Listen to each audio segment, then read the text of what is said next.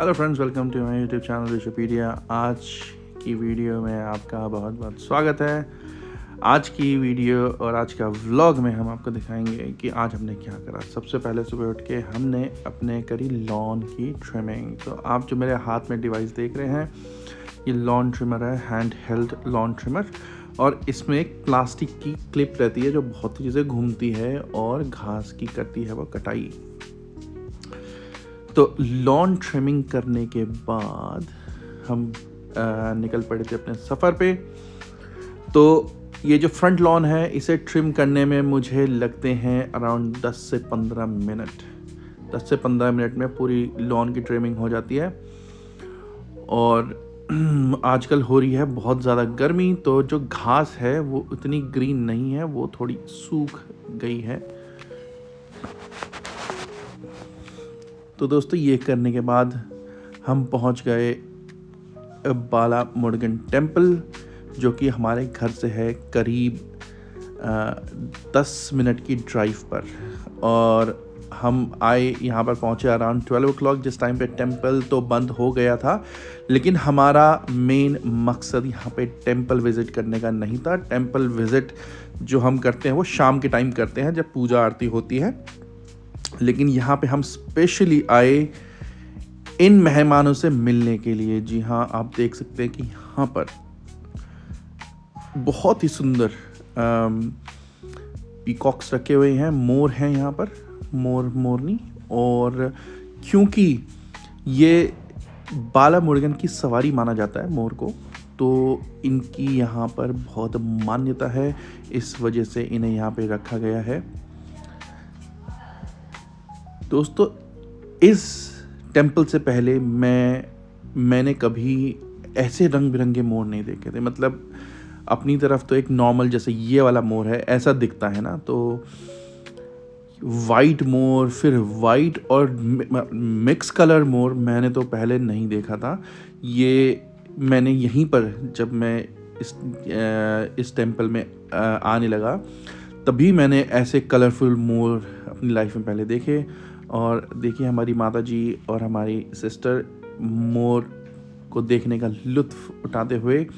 यह है temple premises. यहाँ पर है कार पार्किंग, ये पूरा एरिया कार पार्किंग का है। टेम्पल है उस साइड। और ये जो पीछे आप कंटेनर्स देख रहे हैं, इन कंटेनर के पीछे जो यहाँ की जो पंडित जी होते हैं उनके रहने के लिए अकोमोडेशन बनाई गई है। और साथ में कंटेनर्स में स्टोरेज एरिया दिया गया है उनके लिए।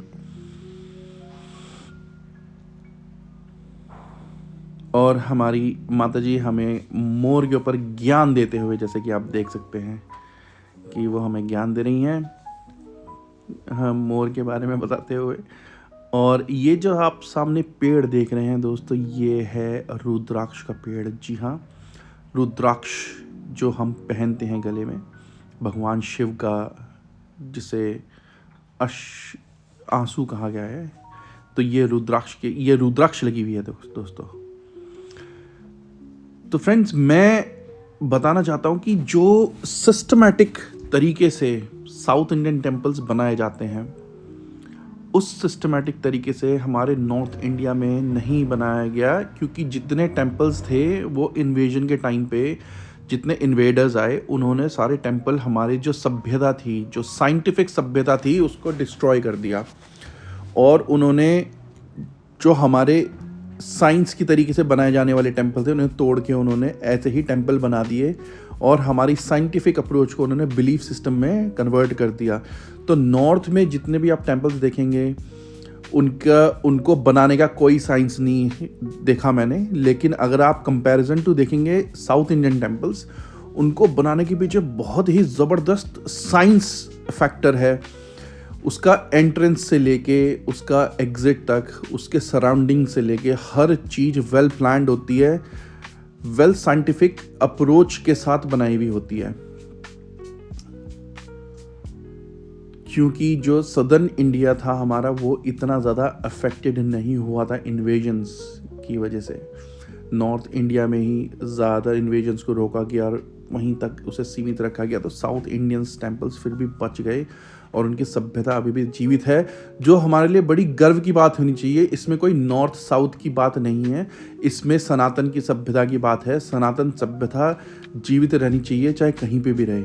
मैं बाली जब गया था तो बाली में भी मैंने जब वहाँ पे टेम्पल्स देखे, वहाँ के लोगों के अंदर वो एक सनातन के लिए एक रुचि देखी और उनके अंदर जो रेस्पेक्ट है देखी, तो मेरा तो दिल एकदम, मैं आपको एक्सपीरियंस शेयर नहीं कर सकता कितना अच्छा महसूस हुआ कि हमारा जो सनातन सभ्यता है वो जीवित रहनी चाहिए, चाहे दुनिया के किसी भी कोने में रहे।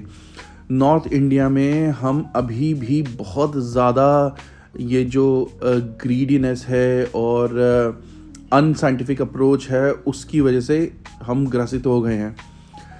सदर्न टेम्पल में यदि आप एंट्री करते हैं तो आप वहाँ पर जो पुजारी हैं उनका पूजा पाठ की विधि, और जो लोग हैं यार, लोगों को भी फुल नॉलेज है कि अगर पुजारी सही नहीं कर रहा तो पुजारी को बोल देते हैं कि पुजारी जी आप ये ऐसे क्यों नहीं कर रहे हैं।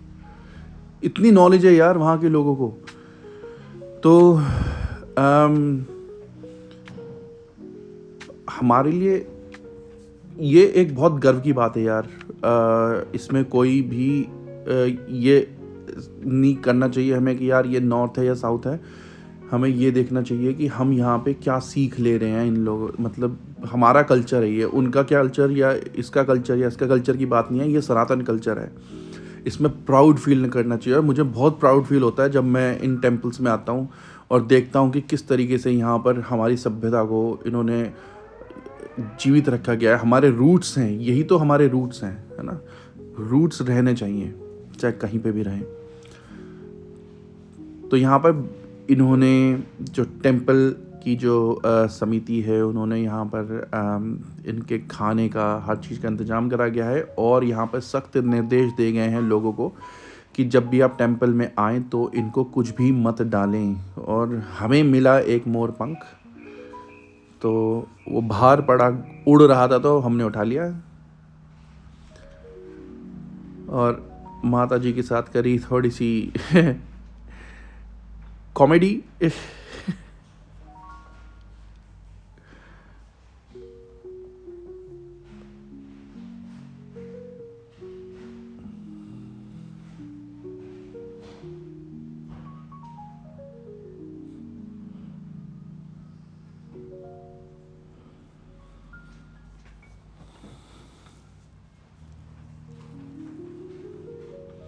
यहाँ पर एक अजीब ही, बहुत ही ज़्यादा सुकून की अनुभूति होती है दोस्तों, बहुत ही ज़्यादा सुकून मिलता है।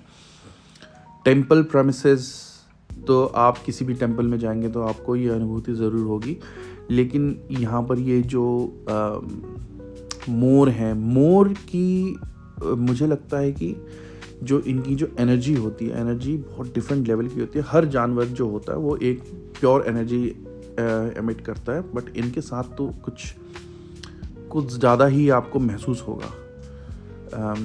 तो इसी वजह से मुझे लगता है कि जो मोर पंख घर में रखे जाते हैं, मोर की जो आकृतियाँ रखी जाती हैं, वो इसी वजह से रखी जाती हैं क्योंकि ये बहुत ज़्यादा पॉजिटिविटी को अट्रैक्ट करती हैं और उसको बढ़ाती हैं, पॉजिटिविटी को।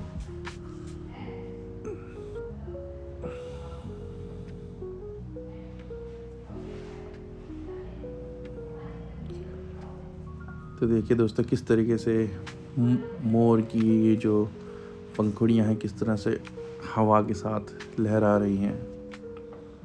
बहुत ही अद्भुत नज़ारा है ये। आप जब वहाँ पे उसको देखते हैं तो आपको ऐसा महसूस होता है कि ये आपकी जो सारी वरीज़ हैं, टेंशन्स हैं, स्ट्रेस हैं, सब कुछ एग्जिस्ट ही नहीं करता।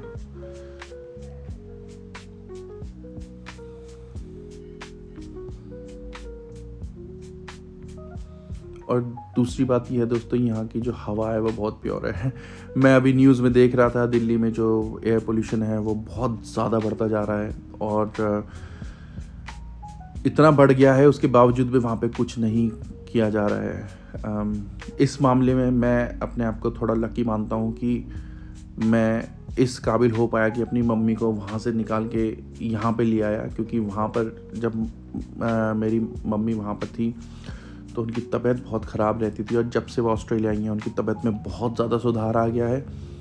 इस वजह से भी सुधार आया है कि यहाँ पे जो हवा है वो बहुत प्योर है। आज का AQI मैंने यहाँ का चेक करा अपने एरिया का, तो वो था अराउंड 14 के करीब।